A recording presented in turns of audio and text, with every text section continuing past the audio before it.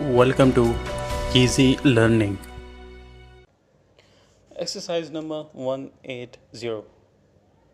Owing to the peculiar circumstances of the case, such a course as you suggest is out of the question, and you will have to follow the procedure in accordance with precedent.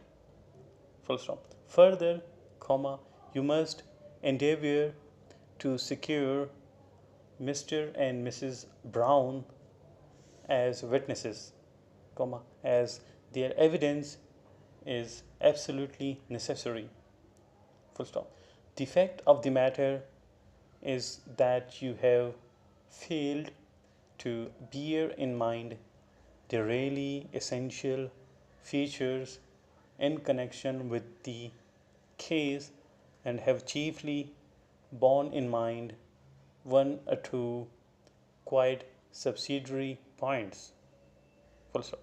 Side by side with this, you have unfortunately displayed a more or less vindictive spirit, which, in our opinion, can only be prejudicial to the success of your claim.